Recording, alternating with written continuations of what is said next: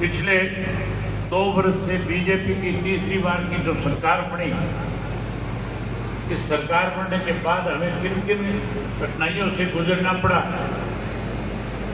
किस तरह के फैसले सरकार ने लिए जिससे हर वर्ग के लोग दुखी और परेशान हो गए। ये सारी बातें बहुत विस्तार के साथ माजरा साहब ने आपके सामने रखी। अगर मैं उन बातों को दोहराऊंगा तो बहुत लंबा समय लगेगा। सरकार बनने के बाद महंगाई बढ़ी, महंगाई चरम सीमा पे पहुंच गई, भ्रष्टाचार बढ़ा, कानून व्यवस्था खत्म हो गई, पढ़े लिखे नौजवान बच्चों के लिए रोजगार नहीं है, नशा बढ़ गया, अपराध बढ़ गया, प्रशासन नाम की कोई चीज नहीं है। आज किसी भी व्यक्ति को किसी भी डिपार्टमेंट से कोई काम हो, घंटों तक इंतजार करना पड़ता है और फिर पैसे दे करके कहीं अपना काम उनका हो जाए, इसके लिए अपनी जेब भी खाली करनी पड़ती है। आज हर वर्ग के लोग दुखी हैं, परेशान हैं।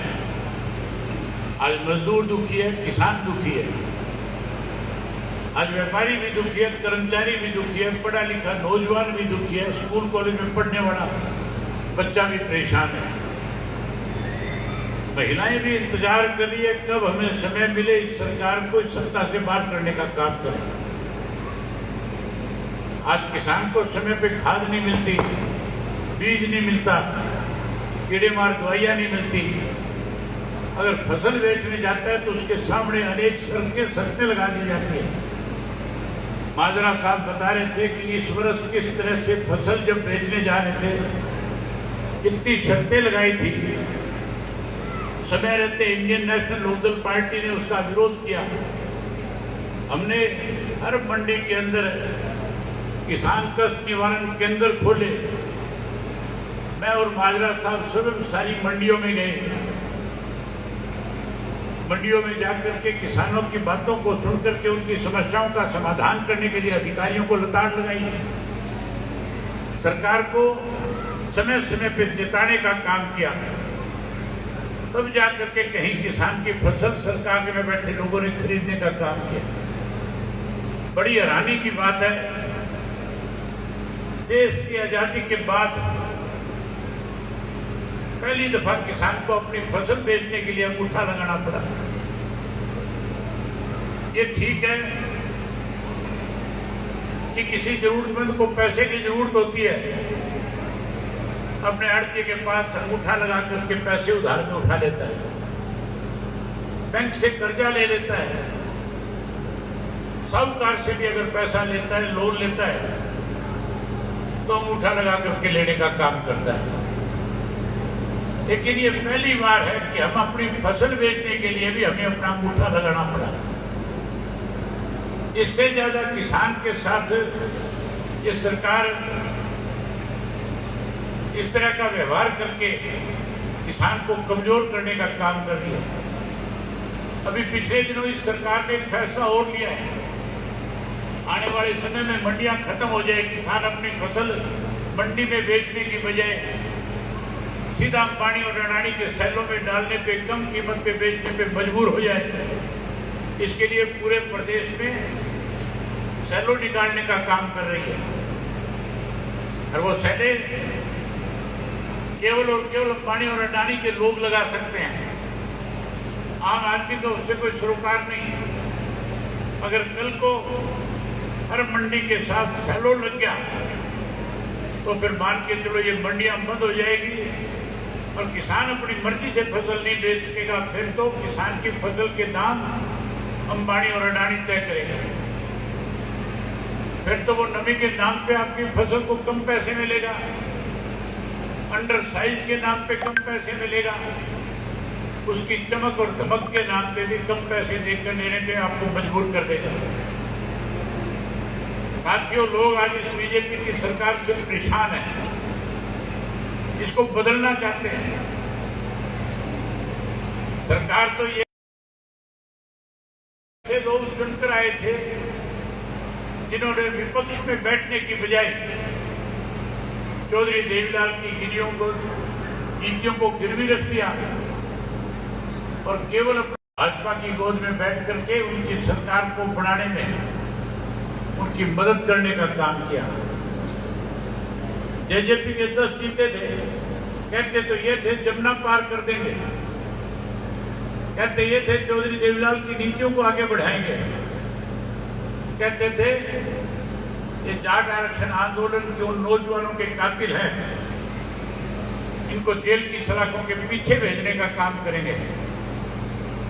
लेकिन साथियों, जब समय आया उनको सत्ता से बाहर करने का, तो सत्ता से बाहर करने की बजाय सत्ता में शामिल होकर के इस प्रदेश को दोनों हाथों से लूटने का काम किया। उसके बाद सत्ता बदल जाती 2024 में, लेकिन इस 2000 की सत्ता को किसी ने बीजेपी को सत्ता सौंपने का काम किया तो उस पार्टी का नाम कांग्रेस पार्टी था। भूपेंद्र सिंह हुड्डा और उसका बेटा था। जिन लोगों ने 2019 में उनकी सत्ता बनाई, उन्हें तो लोगों ने सबक सिखा दिया, ना केवल सत्ता से बाहर किया बल्कि इस तरह के हालात पैदा कर दिए कि आज लोगों के बीच में जाकर के खड़े भी नहीं हो सकते। 2024 में जब चुनाव आया, हम लोगों को बारी बारी ये बात कह रहे थे, समझा रहे थे कि भूपेंद्र सिंह हुड्डा पार्टी जो है प्रदेश में कांग्रेस की सत्ता बनाने की बजाय आखिरी समय में भाजपा की मदद करके प्रदेश में भाजपा की सरकार बनाने का काम करेगा। एक भाजपा से मिला हुआ है, ये भाजपा के कठपुतली के रूप में काम कर रहा है, लेकिन लोगों को विश्वास नहीं हो रहा था, भरोसा नहीं हो रहा था। लोग एक ही बात कहते थे, अगर भाजपा को कोई सत्ता से बाहर करेगा तो कांग्रेस करेगी। अबे एक बार कांग्रेस को वोट देने तो हम इनको बाहर देखना चाहते हैं। उदाहरण आपके सामने है। इसी इलाहाबाद विधानसभा क्षेत्र से जब मैंने इस्तीफा दिया था किसान आंदोलन के चलते हुए, कांग्रेस, बीजेपी, जेजेपी, कांडा सब इकट्ठे थे। उस चुनाव के अंदर केवल 54,000 वोट मिले थे बीजेपी को, कांग्रेस को 18,000 वोट मिले थे। मुझे आप लोगों की बदौलत 64,000 वोट मिले थे, मैं चुनाव जीत गया था।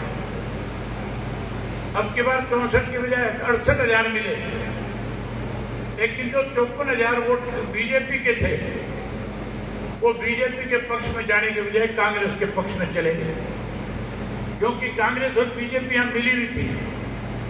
बीजेपी वालों ने एक ऐसे कमजोर व्यक्ति को टिकट दे दिया था जिसे अपने गांव के लोगों ने वोट नहीं दिए।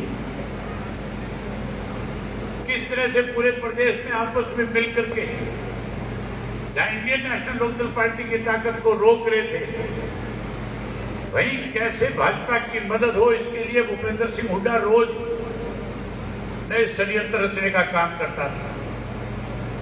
उस चुनाव के अंदर जब टिकटों का बंटवारा हो रहा था, उससे पहले सब पार्टियों ने अपने अपने सर्वे कराए। मैंने भी सर्वे कराया था, कांग्रेस ने भी कराया था, बीजेपी ने भी कराया था। उस सर्वे की जो रिपोर्ट आ रही थी उसमें स्पष्ट था कि अगर कांग्रेस के 30 के 30 सिटिंग एमएलए को टिकट दे दी गई तो फिर कांग्रेस के 16 से 17 एमएलए चुनाव हार जाएंगे। और जब बीजेपी को सर्वे में रिपोर्ट में ये बात सामने आई तो भारतीय जनता पार्टी वालों ने ईडी की जिम्मेवारी लगाई कि हरियाणा के जितने बिल्डर इन सब के घरों पे रेड करो, पता लगाओ कांग्रेस के राज में कौन कौन से बिल्डर की मदद सरकार में बैठे लोगों ने करी है। एक पारसनाथ नाम का बिल्डर हरियाणा प्रदेश में है। जब उसके घर के ऊपर जाकर के रेड करी गई, उससे यहाँ पे दस्तावेज जो मिले, साथियों उनमें भूपेंद्र सिंह हुड्डा का नाम जुड़ा हुआ था। ईडी ने हुड्डा के खिलाफ पर्चा दर्ज कर लिया पर्चा दर्ज करने के बाद ईडी ने उसे गिरफ्तार करने की बजाय उससे कहा कि अगर जेल की सलाखों से बचना चाहते हो तो भाजपा के नेताओं से जाओ, बात करो।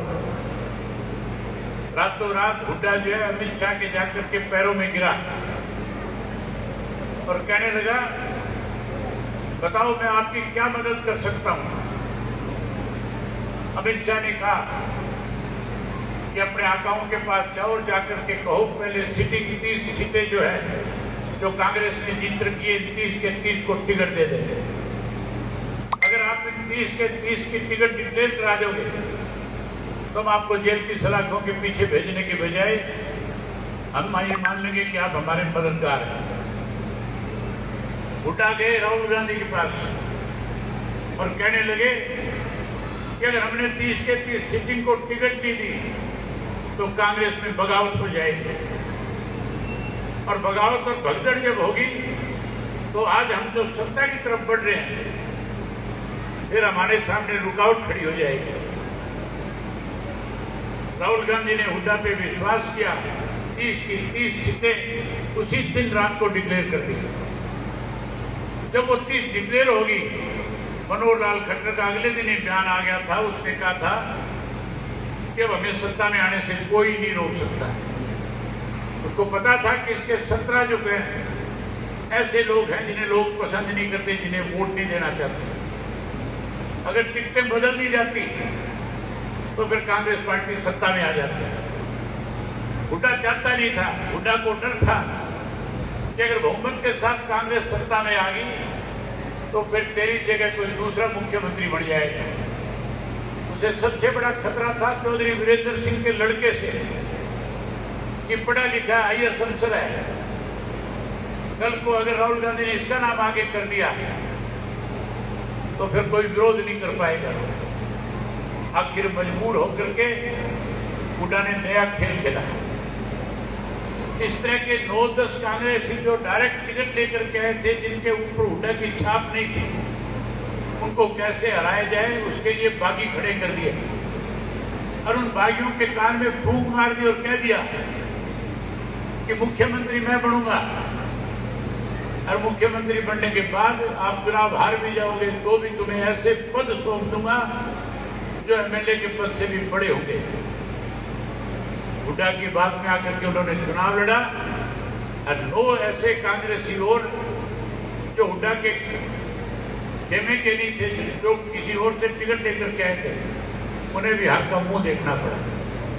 इस तरह से मदद करके भारतीय जनता पार्टी की तीसरी बार सरकार बनाने का काम किया। माजरा जी बता रहे थे कैसे पेन की शाही बदलती थी राज्यसभा के चुनाव में, और अब की बार तो हुड्डा ने मोहर भी लगा दी कि मैं भारतीय जनता पार्टी की खुल करके मदद करने वाले में 9 ऐसे MLA थे जो हुड्डा की अपनी दी हुई टिकट के थे, जिनमें से 5 के वोट कैंसिल करा दिए, 4 के वोट पूर्ण रूप से भाजपा के पक्ष में डला दिए। अब की बार डाले गए थे कि नहीं डाले गए थे वोट? कह तो ये रहा था कि अभय सिंह जो है बीजेपी की मदद करेगा और ये कह रहा था मेरे 39 वोट निकलेंगे। मैंने तो जनता जनार्दन पे छोड़ दिया था कि जनता जो फैसला करेगी उसे स्वीकार करूंगा। और उन दिनों में पार्टी के संगठन को मजबूत करने के लिए हर जिले के अंदर कार्यकर्ताओं की, पदाधिकारियों की ड्यूटी लगी हुई थी। मैं उनसे रिपोर्ट ले रहा था, पूछ रहा था लोगों की क्या मंशा है। उन सब की तरफ से मुझे ये कहा गया कि लोग चाहते हैं कि ना कांग्रेस के पक्ष में जाए ना बीजेपी के पक्ष में जाए। हमारे लिए एक नागनाथ है, एक सामनाथ है, हम दोनों को कुचलेंगे उनके बाद। लोगों ने ऐसा फैसला लिया, हमने उसी तरह का फैसला लेकर के ये कह दिया कि हम किसी के पक्ष में वोट नहीं डालेंगे, हम अब की बार एब्सेंट हो जाएंगे। हम तो एब्सेंट हो गए लोगों की भावनाओं के मुताबिक, लेकिन हुड्डा ने 9 आदमियों के अपने वोट दे करके भाजपा को जिताने का काम किया। मेरे से पत्रकारों ने जिस दिन वोट पड़ रहे थे पूछा था कि नतीजे क्या रहेंगे। मैंने कहा जो हुड्डा कह रहा है मेरे 39 आएंगे, ये 28 भी नहीं बचा पाएगा। इसने सौदेबाजी कर रखी है, अंदर खाने इसने जाकर के भाजपा की कैसे मदद हो इसका फैसला ले रखा है। मैंने जो बात कही थी, शाम को जब नतीजे आए तो 37 के बजाय 28 वोट निकले। ये तो ये मान के चलो, अगर मैं अपने दोनों एमएलए को ये कह देता था कि वोट खाली छोड़ाओ, तो भी भारतीय जनता पार्टी वाला जीत जाता, कांग्रेस वाला हार जाता। ये भी मेरी वजह से जीता है। मैं एब्सेंट नहीं करवाता तो कांग्रेस का उम्मीदवार चुनाव हार गया। आज साथियों, लोग कांग्रेस से दुखी है, भाजपा से परेशान है। मैं और माजरा साहब पिछले 2 वर्ष से लगातार कैसे आपकी पार्टी का संगठन मजबूत हो, जब लोगों के बीच में जा रहे थे, अच्छे लोगों का चयन करके उनको अच्छी जिम्मेवारी सौंप रहे थे, तब लोग खुल के हमारे सामने ये बात कह रहे थे कि अब समय बदलाव का। अब लोग कांग्रेस से भी दुखी है, भाजपा को सत्ता से पार करना चाहते हैं। आप अच्छा संगठन खड़ा करो ताकि लोगों का विश्वास आपकी पार्टी की तरफ और बढ़े।